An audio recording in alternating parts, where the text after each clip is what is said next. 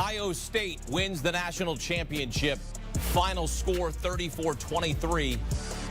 Covering and winning. Good teams win, great teams cover, and Ohio State great in this college football playoff as they beat Notre Dame in Atlanta to win their 9th championship in school history, first since 2014. They won the inaugural CFP with 4 teams. They win the first playoff with 12 teams. The Buckeyes on the tippy top of the college football world. Here with 2-time Super Bowl champ Bryant McFadden and former Louisiana running back Emory Hunt. OH! I just probably popped the mic right there. That's okay because I'm excited. And what we saw late game was white knuckles, all right? Because let's set up the situation here, right? Buckeyes turn it over on a fumble. Notre Dame goes down and scores, right? Yep. They elect to kick the field goal. Then they force a punt. They score a touchdown. It gets hairy down there. First off, the decision to kick the field goal. What was your thoughts on that? I understand the logic there by Coach Friedman because you want to put points on the scoreboard. And let's keep it real. It was a makeable field goal, and unfortunately they missed. And you look at where they were, guys. They were like on the 12 or 15-yard line, and it's 4th and goal, so you got to attack the end zone. Playing against that defense and they knowing exactly what you need to do, the likelihood of you scoring from that range was difficult. So taking the points, I thought was okay. Now, granted, it's different when you miss it. I thought it was egregious. Yeah, when you miss the kick, of course you get nothing out of it. But in terms of you thinking that it was egregious, you're on the 15-yard line, on the 12-yard line, right? I know you got to attack the end zone. Make it a 2-possession game. Yeah, but worst case scenario, you thinking you go with a high percentage call, which is trying to attempt a 30-plus yard field goal and you miss it, and you ended up getting the football back. Right. Which makes the decision, extremely, alarming. But it still played in their favor because they still had an opportunity to get this game to go in extra periods. Any normal passing offense, you go for it. But their offense is a struggle throwing the football outside of some big plays here or there. But I think that's where the biggest issue was. But points add up. I'm big on points adding up. And you're right, because at the end of the day, they would have had that opportunity to go and win the game if they make the field goal. Yeah. But again, because their passing offense was what it was all season, outside of the big chunk plays we saw later in this 4th quarter, these numbers don't tell the whole story of their passing game. That's why I feel like that's why they went for the field goal there. So they score a touchdown, a 30-yard touchdown from Wiley Leonard to Jaden Greathouse. It's an 8-point deficit, down 31-23 with 4 minutes left. Ohio State's next drive, 3rd and 11. And mind you here in this situation that Jeremiah Smith has not touched the football in the second half. What does Chip Kelly dial up on 3rd and 11? Man coverage. We go deep to Jeremiah Smith, 56 yards, and that essentially seals the game.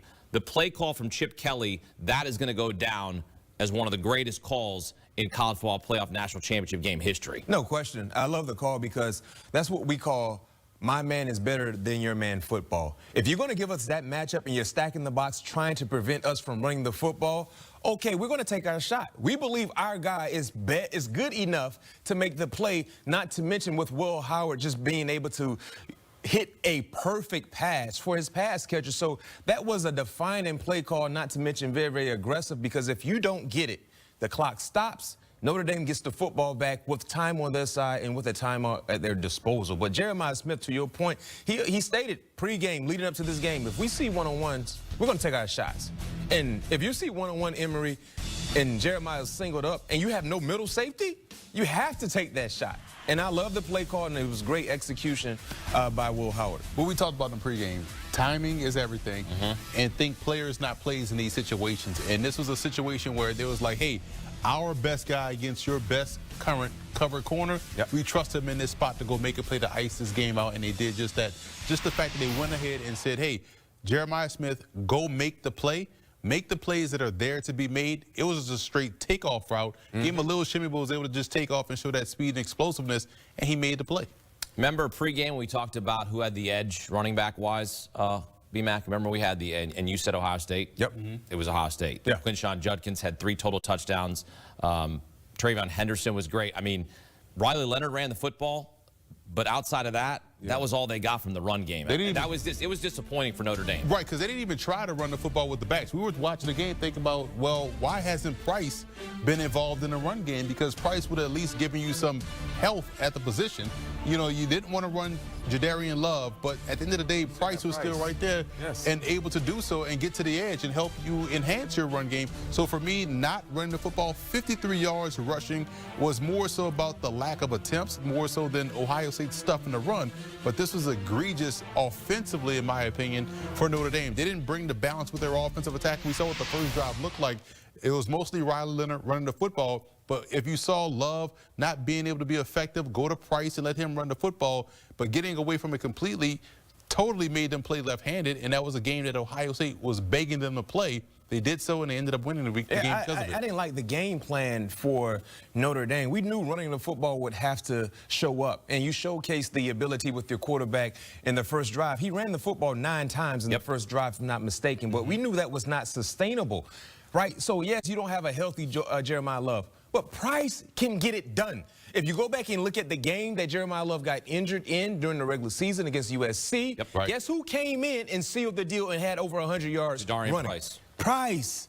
And we've seen what he's done given the opportunities, right? And he's a different style, but he's a guy who can lean on you, and he has a burst. I just felt like they panicked too quickly in this ball game and just abandoned the run. And to your point, Emory, throwing the football is not the vocal point of their offense. They don't have that type of quarterback. Riley Leonard is a serviceable quarterback, but the best thing that he does is the dirty work, right, with his legs. Throwing the football strategically through from the pocket isn't his strong suit. So just stay patient with the ground and pound attack. And I felt like that could have given them an opportunity to get back in this ball game with more than enough time on the clock to try to make it extremely interesting. Yeah, Riley Leonard and Will Howard made history in this game. Leonard, the 9 carries on the opening touchdown drive. That was the most carries by a player on a single drive in CFP history. And then Will Howard completed his first 13 passes of the game, a national championship game record. And you saw the most critical pass that he completed was to Jeremiah Smith.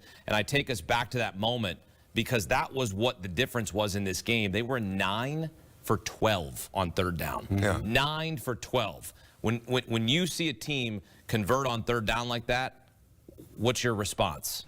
That they're going to win the football game because they're staying on the field, they're sustaining drives. Think back to Notre Dame's opening drive when they had their best offensive success. What happened? They were converting on third downs. They converted a couple fourth downs.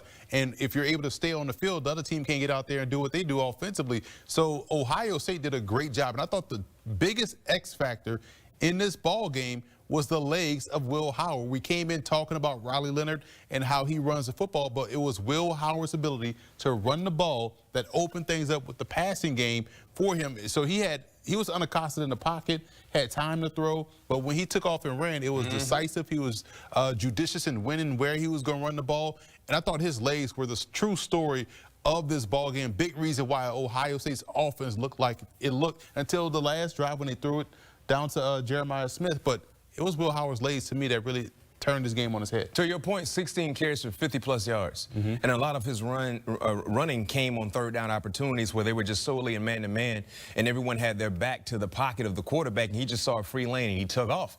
This was Will Howard's, I don't want to say his best game because what he did against Oregon was outstanding, but I can tell you this much. He put together like a Joe Flacco playoff run that led to a championship.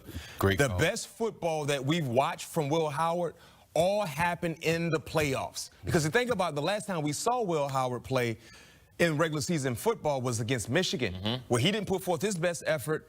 The entire team didn't. But what he did in the playoff, he hit the light switch, he never looked back, and he saved his best for last in what he did tonight against a high-level defensive team in Notre Dame. I mean, when you look at what they did throughout the entire playoffs, I mean, Tennessee, you had to respect their defense, especially their front. Didn't have an answer for Will Howard. You look at what Oregon did. We know Oregon had some outstanding players, prospects on their defense, didn't have a shot. I mean, throughout the playoffs, Will Howard, he earned a lot of money in terms of an NFL potential career just throughout this playoff run. So hats off to him because he lived up to the billing and he delivered big time. And to your point, that third down play,